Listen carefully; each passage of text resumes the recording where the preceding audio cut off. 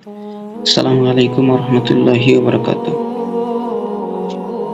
সুপ্রিয় বন্ধুরা, আমি আজকে যে বিষয়টা নিয়ে আলোচনা করব সেটা হলো ইসলামী ভ্রাতৃত্ববোধ এবং সামাজিক সম্প্রীতি।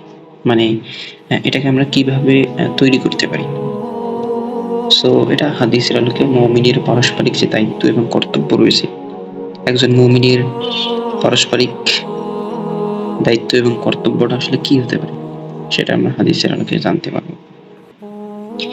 এরপর আছে পরিচিতি এবং উদ্দেশ্য। এক নম্বর বলা হয়েছে এখানে ব্যক্তি, তারপর সমাজ, তারপর শান্তি। এক নম্বর এখানে বলছে কি ইসলামী, এই এক নম্বরটা যেটা আছে ইসলামী সমাজ ব্যবস্থার মানে সমাজের মূল বেস বা ভিত্তি হলো পারস্পরিক ভালোবাসা এবং সম্মান।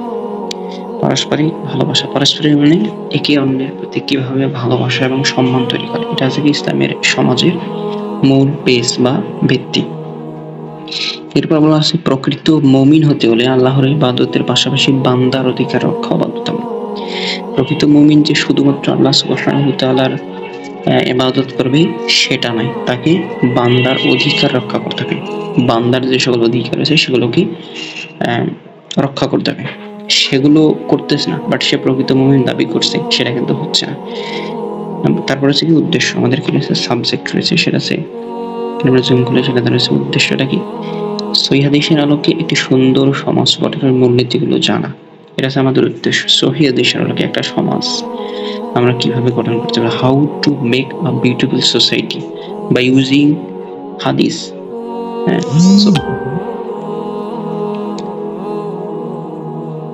তারপরে স্টেপ আমরা দেখি যে তারপরে বলা হচ্ছে অন্যের নিরাপত্তা এবং অধিকার রক্ষা। কারণ আল্লাহ তাআলা বলেছেন নিজে আমাদের ইসলাম, তারপরে যে প্রকৃত মুমিন হতে হলে আল্লাহর ইবাদতের পাশাপাশি বান্দার অধিকার রক্ষা বাধ্যতামূলক। এখানে বলছে যে অন্যের নিরাপত্তা এবং অধিকার রক্ষা, অন্যের নিরাপত্তা এবং অধিকার রক্ষা করা, অন্যের নিরাপত্তা এবং অধিকার রক্ষা করা, এটাও কিন্তু এখন প্রকৃত মুমিনের কাজ। তারপর হচ্ছে যে ব্যক্তি অন্যায় থেকে তার প্রতিবেশী নিরাপদ নয়, সে জান্নাতে প্রবেশ করবে না। সো এই হাদিসটা খুবই ইম্পর্টেন্ট। কেন ইম্পর্টেন্ট? কারণ এই হাদিসটা আমরা যদি ইমপ্লিমেন্টেশন করতে পারি তাহলে আমরা জান্নাতে নিরাপদে প্রবেশ করতে পারবো। এখন নিরাপদের কথা কেন বলা হলো, ধরো আমাদের একটা আলটিমেট গোল থাকে, এই গোলে যাওয়ার আগে অনেকগুলো প্রতিকূল পরিবেশের সাথে মুখোমুখি হতে হয়।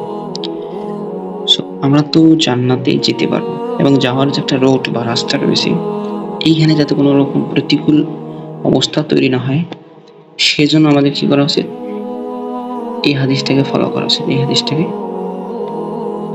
আমাদের ফলো করা উচিত, এই হাদিসটাকে ফলো করা উচিত, এই হাদিসটাকে ফলো করা উচিত, এই হাদিসটাকে ফলো করা উচিত। তারপরে বলছে যে প্রকৃত মুসলমান ওই ব্যক্তি যার হাত, এই হাদিসটা আছে প্রকৃত মুসলমান ওই ব্যক্তি যার হাত এবং জিহ্বা থেকে অন্য মুসলমান নিরাপদে থাকে। তাই রাসূলুল্লাহ সাল্লাল্লাহু আলাইহি ওয়াসাল্লাম, আমরা জানি আমাদের শরীরের অনেকগুলো অংশ থাকে। এখন প্রশ্ন, রাসূলুল্লাহ সাল্লাল্লাহু আলাইহি ওয়াসাল্লাম কেন হাত এবং জিহ্বার কথা বললেন? কারণ আমরা অধিকাংশ ভালো কাজ এবং পাপ কাজ দুইটা জিনিস দিয়েই করে থাকি, একটা আছে হাত এবং জিহ্বা। ধরো আমরা জিহ্বার কথা আগে চিন্তা করি। জিহ্বা বা যেটাকে আমরা বলি জিহ্বা দিয়ে আমরা অনেকে কথা বলি, মিথ্যা কথা বলে থাকি, অনেকে মিথ্যা কথা বলে থাকি। আবার এই জিহ্বা দিয়ে অনেকে অশালীন ভাষা ইউজ করি। আবার এই জিহ্বা দিয়ে আমরা যেটা সবচেয়ে গুরুত্বপূর্ণ একটা পাপ ইসলামে, সেটা হচ্ছে গীবত করা, সেটা আমরা কিন্তু এই জিহ্বা দিয়ে করে থাকি। তো এই জিহ্বা দিয়ে এই কাজগুলো আমরা করি, এগুলো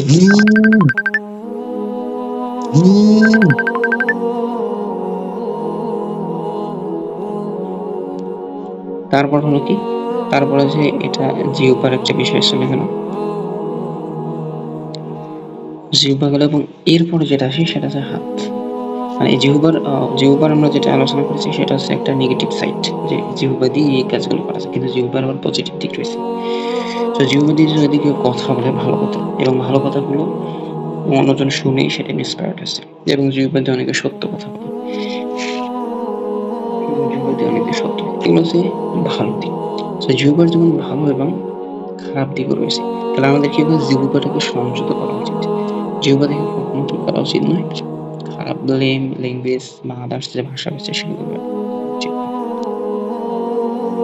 তারপর হচ্ছে কি, তারপর যে একটা টপিক যেটা আছে কি, এই যে আমাদের আছে যার হাত, এটা খুবই একটা ডেঞ্জারাস টপিক। কারণ হাত দিয়ে আমরা কি করতে পারি, একজন মানুষকে মারতে পারি।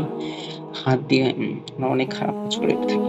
তো আবার এই হাত দিয়ে আমরা অনেক ভালো কাজ করতে পারি। ভালো কাজ কি, যেমন অন্যকে আমরা ঠেলে একটা মানে এক অন্ধ ব্যক্তিকে রাস্তার এক কর্না থেকে আরেক কর্নায় নিয়ে গেলাম, এটা একটা ভালো কাজ। সো এটা আমরা কি দিয়ে করি, হাত দিয়ে করে থাকি। সেজন্য হাতের গুরুত্ব যেভাবে গুরুত্ব বেশি। তারপরে যেটা বলা হচ্ছে নিখাত সহমর্মিতা এবং ভালোবাসা। এইখানে যেটা আছে যে ইমানের শর্ত নিজের জন্য আর অপর ভাইয়ের জন্য। তার নিখাত সহমর্মিতা এবং ভালোবাসা নিজের জন্য এবং অপর ভাইয়ের জন্য।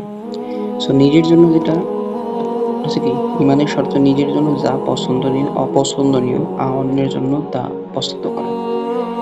নিজের জন্য যা অপছন্দনীয় অন্যের জন্য, এটা আছে নিজের জন্য, অন্যের জন্য তা পছন্দ করা। ঠিক আছে, নিজের জন্য যা অপছন্দনীয় অন্যের জন্য তা পছন্দ করা ইমানের শর্ত। আর অপর ভাইয়ের জন্য, তোমাদের মধ্যে কেউই প্রকৃত হতে পারবে না যতক্ষণ না সে অপর ভাইয়ের জন্য ওই সকল জিনিস পছন্দ করবে যা নিজের জন্য পছন্দ করে। This hadith is most important for every Muslim ummah. তার মানে আমাদের কাজ কি করা উচিত, ধরো আমরা একটা মানে আমাদের এই হাদিসটাকে ফলো করা উচিত। এবং এর উপরে যে হাদিসটা রয়েছে সেটা হচ্ছে, আমাদের দেখি সেটা হচ্ছে এই যে এটা, এই হাদিসটা খুবই গুরুত্বপূর্ণ। মোটামুটি ভাবে এই একটা হাদিস খুবই গুরুত্বপূর্ণ। তারপরে স্টেপ যে একতা এবং সংহতি দুটা অসাধারণ। সকল মুমিন একটি মানব দেহের মতো। সো চোখ বা মাথায় ব্যথা হলে সমগ্র শরীর তা অনুভব করে।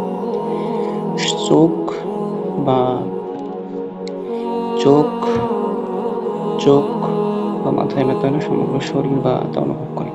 এটা সহিহ মুসলিমে মিশকাতুল মাসাবিতে রয়েছে। তারপর হচ্ছে মুমিনদের জন্য একটি দালান ঘরের মতো। এর একাংশ অপর অংশকে শক্তভাবে ধরে রাখে, একটা অংশ আরেকটা অংশকে শক্তভাবে ধরে রাখে। তো এই কাজগুলো যদি কোনো মুমিন ব্যক্তি করে, তাহলে একটা সমাজ সুন্দর হবে এবং সেখানে শান্তি বিরাজমান করতে হবে।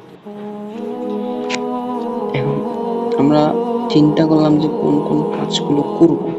এখন যেটা আলোচনা হবে সেটা হচ্ছে আমরা সামাজিক সম্প্রীতি রক্ষায় বর্জনীয় দিক, মানে কোন কোন কাজগুলোকে আমরা করব না। এক নম্বর কি, হিংসা এবং এই এক নম্বর টপিক যেটা আছে হিংসা এবং রাগ। নিজেদের মধ্যে হিংসা, বিদ্বেষ এবং রাগ পোষণ করা নিষিদ্ধ। এই কাজগুলো করা যাবে না, মানে এটা কি নেগেটিভ দিক বা ব্যাড সাইড। তারপর বলছে সম্পর্ক একে অপরের থেকে মুখ ফিরিয়ে নেওয়া যাবে না, এটা কিন্তু খুবই গুরুত্বপূর্ণ। নাম্বার 3 দিনের নিয়ম, মানে কোনো মুসলমানের সাথে 3 দিনের বেশি কথা বন্ধ রাখা হালাল নয়। 3 দিনের বেশি কোনো মুসলমানের সাথে কথা বন্ধ রাখা হালাল নয়। এবার আসি সর্বশেষ যেটা আদর্শ লক্ষণ, আল্লাহর বান্দা হিসেবে আপোষে ভাই হয়ে থাকা, এটা সর্বশেষ লক্ষণ। তারপর আছে উপসংহার এবং মূল বার্তাটা কি, সামাজিক ইবাদত, ব্যক্তিগত ইবাদতের পাশাপাশি সামাজিক আচার আচরণ ইমানের অবিচ্ছেদ্য অংশ। তারপর সহমর্মিতা, সংযোগ এবং একতাই হলো একটি আদর্শ ইসলামী সমাজের মূল চাবিকাঠি। তাহলে একটি আদর্শ ইসলামী সমাজের মূল চাবিকাঠির জন্য আমাদের কি প্রয়োজন, সহমর্মিতা, সংযত এবং একতা। তারপর আসুন আমরা সবাই একে অপরের জন্য নিরাপদ এবং কল্যাণকামী হই, যাতে করে আমরা প্রতিষ্ঠা করতে পারি একটা সুন্দর সমাজ। ফলে সমাজে তৈরি হয় একটা শান্তি, একটা হ্যাপিনেস। জাযাকাল্লাহ খায়রান। সকলকে ধন্যবাদ। যদি এরকম ইন্টারেস্টিং মানে এরকম যদি কেউ ভিডিও পেতে চান, সো অবশ্যই আমার এই ইউটিউব চ্যানেলে সাবস্ক্রাইব করবেন এবং পাশে থাকা বেল আইকনটাকে বাজিয়ে দিবেন।